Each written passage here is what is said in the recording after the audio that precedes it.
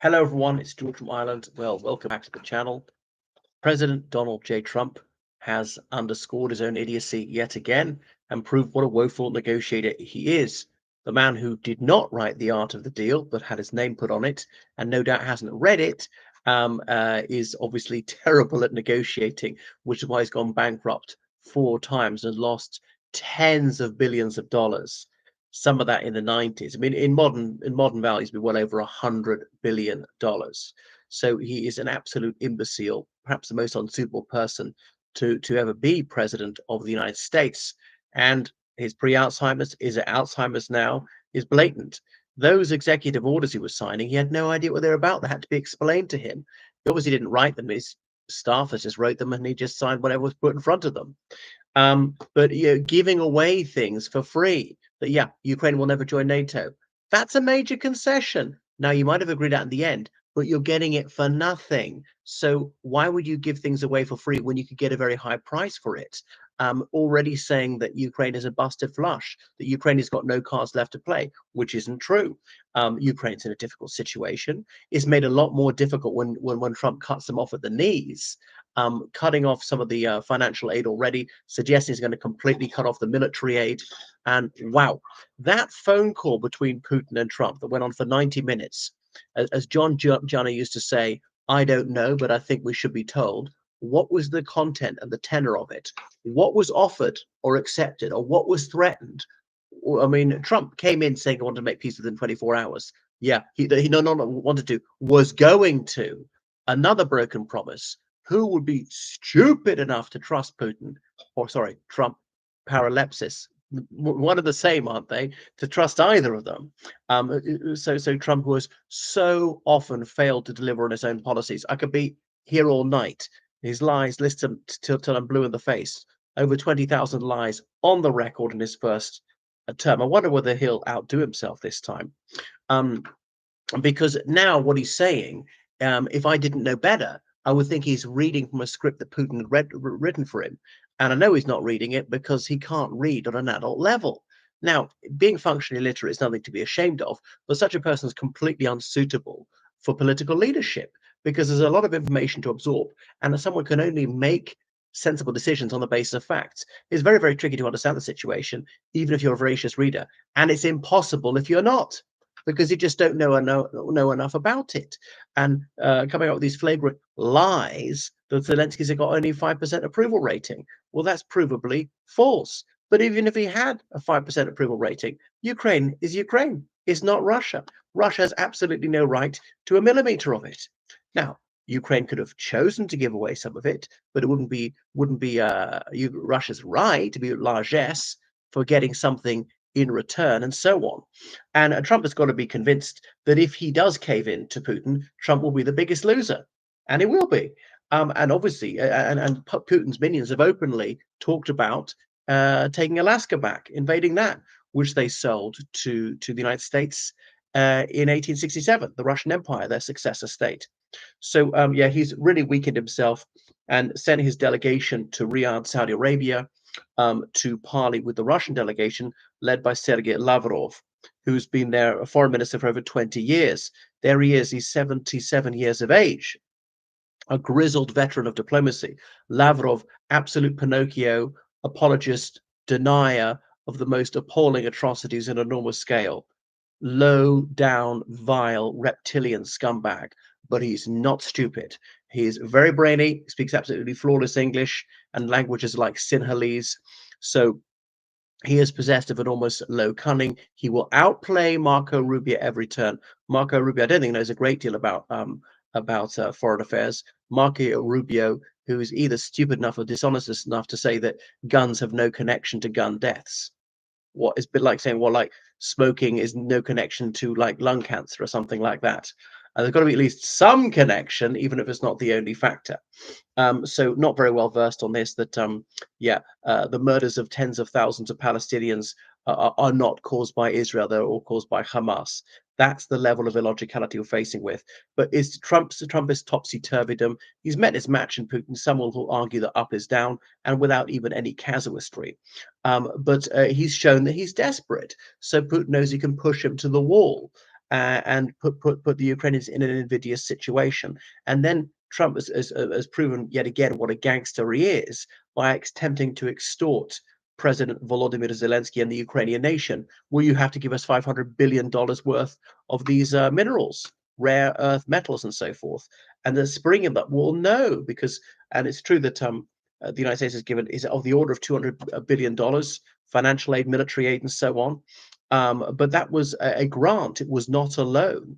Now, I think Zelensky was perhaps unwise to say no, flat no. Might have been more sagacious to let me think about it. Can we bargain down? What exactly are we going to get for it? Um, so Trump's nose has been put out of joint, and he's a bully. He goes for the vulnerable. He knows that the Ukrainians are in dire straits. They urgently need more arms. They haven't got enough. They've become adept at producing their own drones. They've outfoxed the Russians many times. Their valor can scarcely be questioned. They've held off a country so much bigger in population, in economy, in land area, and so on. You know, so many of those pundits said Kiev would fall in 2 years. 2 days. 3 years later, the Russians are nowhere near. They're not even attacking from on that axis. Um, so Russia's been given a very bloody nose indeed. And it's a God-given opportunity for the United States and other countries to degrade Russia's military capability without suffering a single casualty themselves. And it's true that some foreigners are fighting in Ukraine in the International Legion for the Territorial Defense of Ukraine, but they're not serving soldiers of whichever country, of the United States or Canada or Australia or South Korea or Poland or Spain or whatever. They're sometimes former soldiers, but they're not serving under those colors. So yeah, Trump is just imbecilic, and that is really beyond argument. But no, they're a lot of his partisans or fools who will just argue, this is really clever. And if Putin gets away with this is obviously sets a precedent. Why would he stop there? Trump has also added grist to the mill by saying, well, we're going to take Greenland and we might use military force and we'll take Gaza. The United States has got no claim on Gaza whatsoever. The United States has never controlled any portion of Gaza. I'm not aware of any Gazans who want to belong to the United States. There are almost no US citizens living in Gaza, and so on. They do almost no trade with Gaza. What right does the United States have to Gaza? What right do they have to it? Absolutely none whatsoever. And so some Palestinian activists have gone to various US embassies around the world saying, well, we're claiming some of the United States. I mean, if you can claim our land, we'll claim some of yours. That's it. And we're not even paying you for it. Wow. And then Trump's plan to keep some Palestinians behind 500 million as a helot class, to be servitors to Israelis illegally occupying it. It is sickening, but sadly, yet again, unsurprising. So the Russian argument, and there's a certain plausibility, they say, well, if the United States can land grab around the world, or Panama likewise, just take, invade, if they can shred agreements, if they're not bound by international law, neither are we. We're just doing what they do, tu quoque. That's always their argument. Or like they used to say in the Cold War, when people pointed out the appalling human rights abuses on an enormous scale in the Soviet Union, and you are lynching Negroes.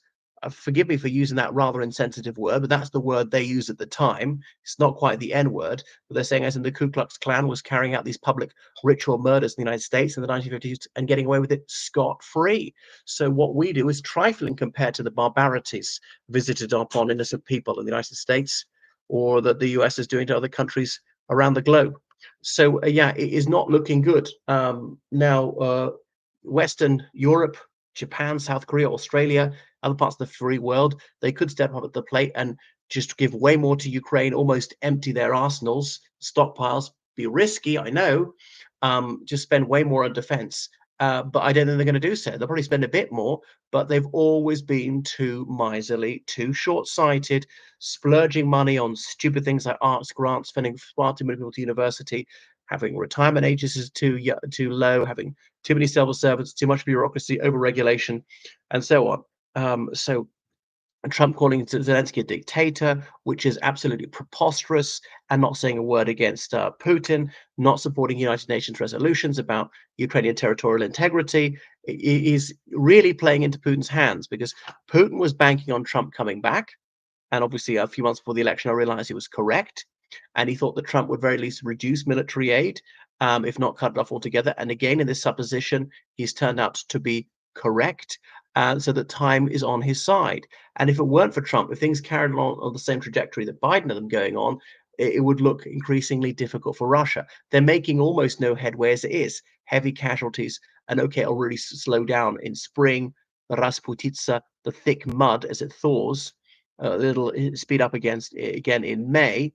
Yeah, but there's been all this military innovation by Ukraine, and when the war ends, one thing Ukraine will have is one of the largest and most experienced armies in the world, and this is a major asset. And could these soldiers suddenly be allowed to join foreign armies, partly to get a return on their investment for some of the Western armies that trained them and have found it very difficult to recruit troops? Goodness, is there anything else to point out? Yeah, Putin's energy blackmail has failed. First year of the war, Western Europe wasn't really prepared for this in terms of cutting off Russian oil and gas, managed to reduce quite a lot. It was quite a mild winter, and he didn't break their economies, and the damage wasn't even that serious. Second winter, Western Europe coped quite well, again reducing imports of Russian oil and liquid natural gas. The third winter was unusually cold, and nevertheless weathered the storm without it even being difficult. Fourth winter, I mean, the countries are just diversifying, getting better and better, coping without it. There's starting to be a clamor to go back into Russia from companies that pulled out to ease the sanctions, but I'll be okay with that in return for an end to the war. Yes, Trump's been in office, well, yeah, for not even 2 months. Shake things up, would that be the word, or just mess things up? So it was all very depressing. Where will it end? But Trump has a weather vane mind. He could perform a volte-face. Zelensky could be his best buddy.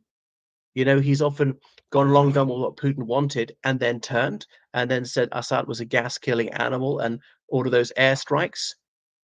Yeah, so there's no telling what he's going to do. But what obviously Ukraine needs other countries to be rock solid behind them. Why would Putin stop now when he senses things are starting to go his way? Right.